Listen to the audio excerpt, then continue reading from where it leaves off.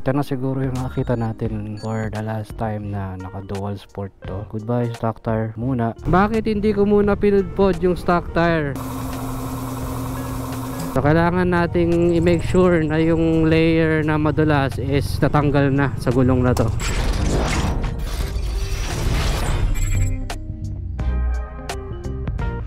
Hi guys, welcome back to another video, and today may bago tayong sapatos. No, hindi yan.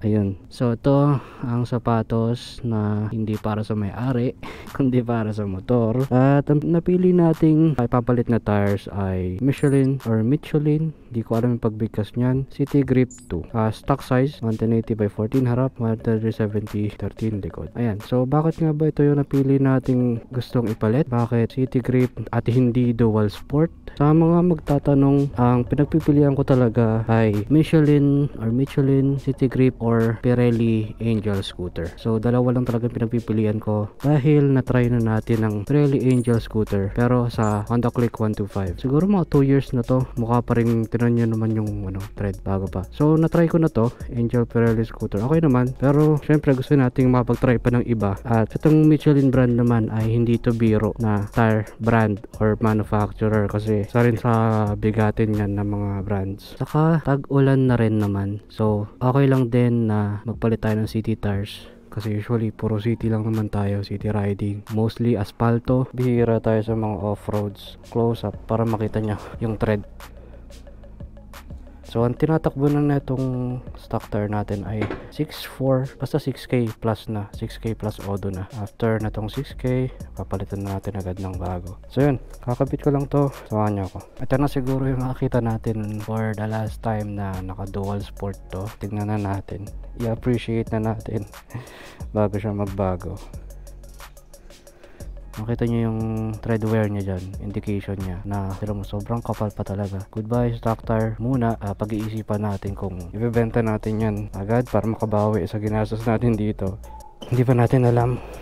Oh no, sumayad ko na naman. Ayan, odo natin na tinakbo ng stock tire 6.440, sakto, walang butal. Charot lang, may butal, 40. Ayan, magdadahan-dahan muna tayo kasi baka mahulog yung gulong sa likod.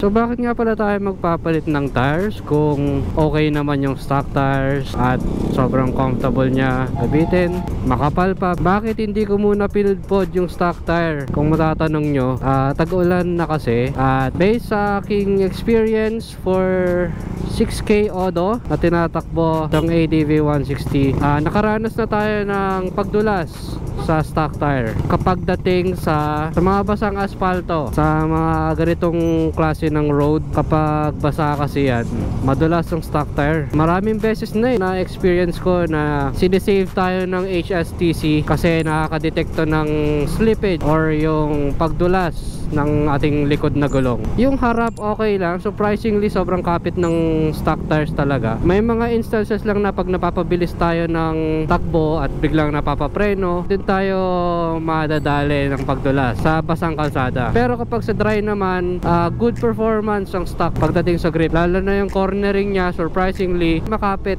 Grabe, wala akong negative na masasabi. All goods ang stock. Kailangan lang natin ng extra confidence sa kalsada, kaya tayo bumili ng city tires. Most of the time kasi ang city tires, ang pinaka forte or pros niyan ay makapit siya sa mga basang kalsada, especially itong Michelin City Grip 2. For your information lang din, birth month ko ang June, so ilang araw na lang birthday ko na.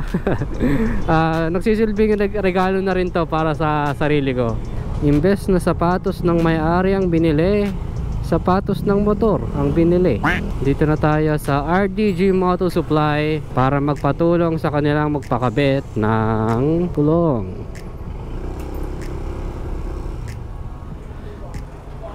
Papakabit po.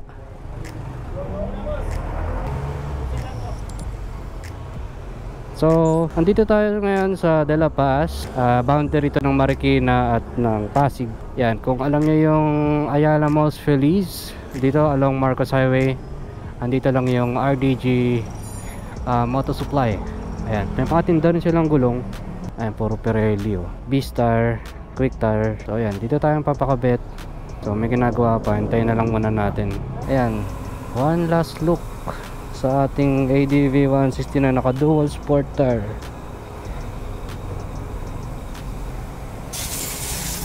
Ayan. Madami, kailangan na rin paliguan to. Huwag na ilagay yan. Huwag na ilagay yung ano, sealant. Year 2023 ata to. Yun, no? Manufacture date na ito 2023.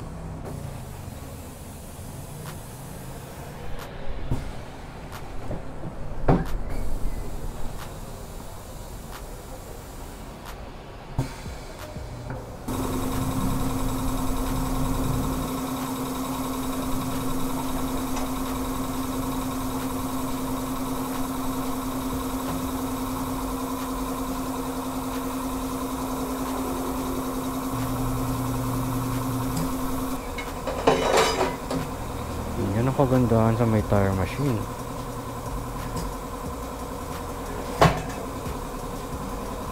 Easy. Boss, paano ba magbasan yan? May ano ba yan? May manufacturing date ba yan? Ito. Ito ba yan? 2022. Ah, okay. 22 siya. Nice. Nakakabit na yung harap.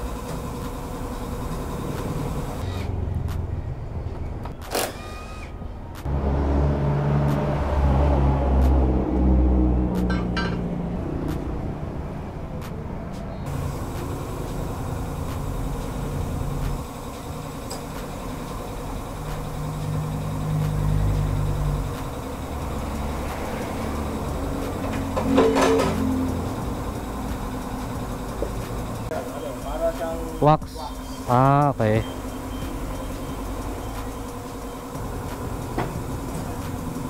Easy lang.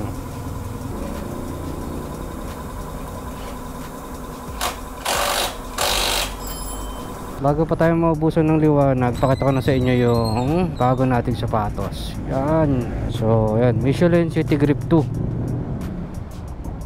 Medyo fresh pa naman yung manufacturing na ito, 2022. Siguro more or less 2 years lang naman natin gagamitin to, tapos papalit na tayo. So ganun din dito sa sa likod.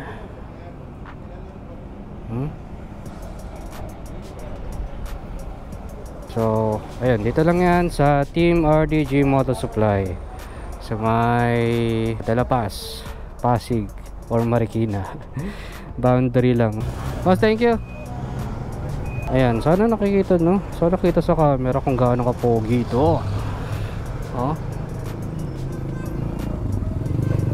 Okay.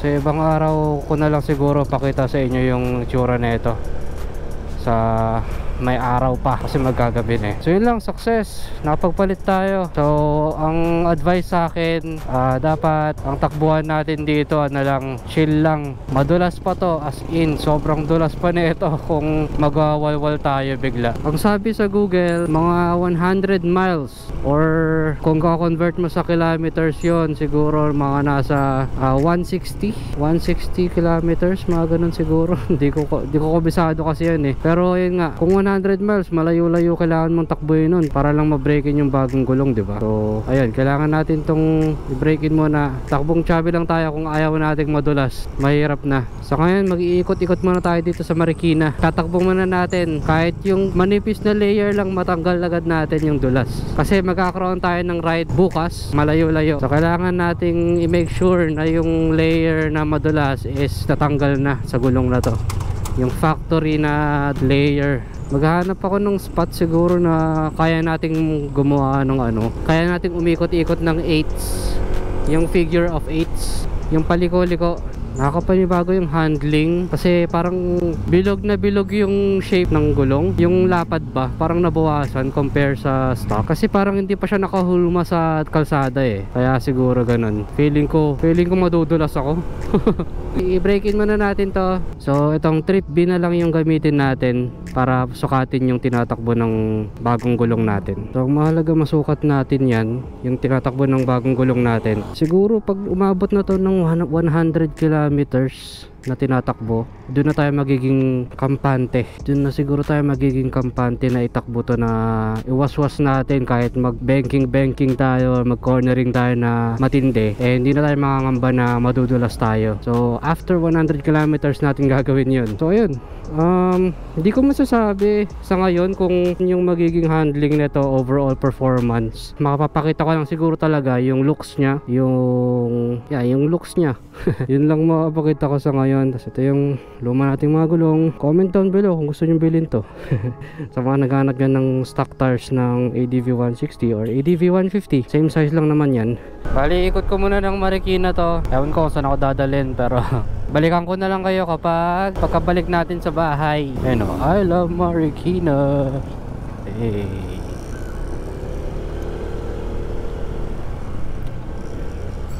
Linis talaga sa lugar na to.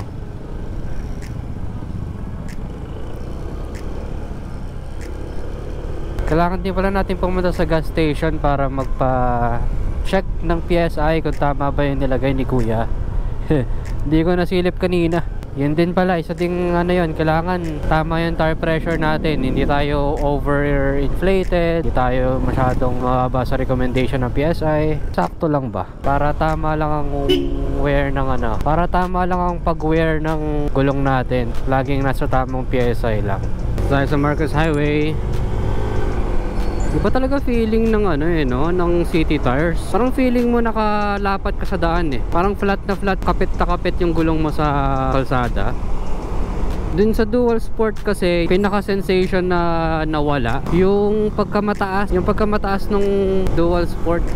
So yun lang, parang feeling ko nabawasan yung pagkamatangkad natin sa kalsada. Nabawasan yung tangkad ng ADV natin dahil sa city tires, sa Michelin City Grip 2. So ayun, like I said kanina, galing tayo sa Pirelli Angel scooter. Pirelli Angel yung nagamit na natin. Nakita lang natin to Michelin kasi recommended din siya ng ng mga motorista, and mukhang okay naman, mukhang goods naman yung review. Sabi nila kilala ang Michelin na matagal maubos, matagal mapudpod ang gulong, known sila sa ganon. I'm not sure kasi ganon din sa Pirelli Ganon din sila sabi ng mga owner sa Pirelli Angel scooter, na matagal siya mag-wear. Ang masasabi ko lang doon sa Pirelli Angel na na-try natin, ewan ko kung dahil sa sukat, katagalan, after siguro ng isang taon na nagamit ko yun, matigas siya sa una, lalo na kapag cold start ganyan. Pag malamig yung gulong, matigas siya. Tapos pag nakalayo-layo ka na, uminit na yung gulong, doon pa lang siya magiging malambot at parang feeling mo mas makapit na. So titingnan natin kung anong magiging sitwasyon dito sa Michelin, kung ganun din ba. We'll see. So ayan no, damn, pogi.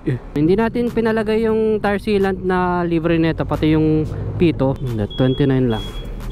Yan, nasobrahan si kuya ng hangin dito. So yan, dapat 29 lang yung harap.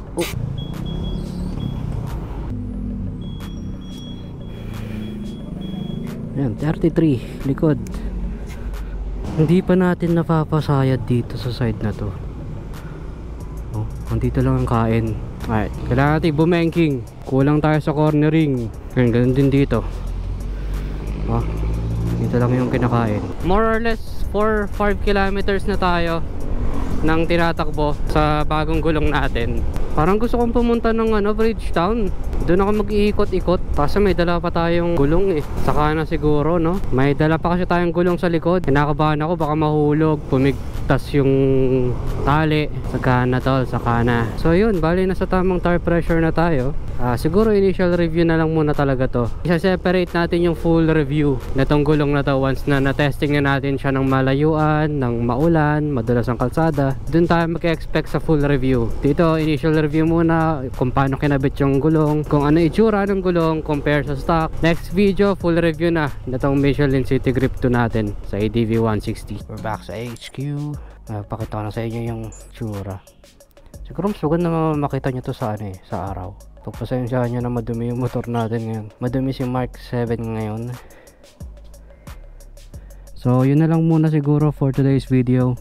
I-check po na natin kung sobrang mas makapit ba to. Kasi ngayon na tag-ulan na, very reasonable naman na meron tayong ganitong tires para sa tag-ulan. Iwas dulas sa kalsada. Ayan, compare dito sa Nabi tires ng stock na konti lang yung grip niya pagdating sa mga basang kalsada. Kaya lagi tayong natatakot eh. So ngayon, tamang break-in lang muna. I'm sure naman siguro mas makapit to, lalo na sa mga asfalto. Saka sobrang dalang kung makita ng ganitong naka City Grip 2 na ADV 160. Kasi madalas ang pinapalit nila Pirelli or either another dual sport tire ang kinakabit nila. Parang ang hirap makita ng ADV 160 na naka City Grip 2. Comment down below nga kung kayo din naghahanap ng ganito. Pati sa Facebook parang nahihirapan akong tumingin ng mga ADV 160 na nakaganito, naka City Grip 2. So ayun lang, see you sa next video sa full review nitong Michelin City Grip 2 sa ating ADV 160. Kung umabot kayo sa punta ng video na to, maraming salamat ulit dahil sumubaybay ka.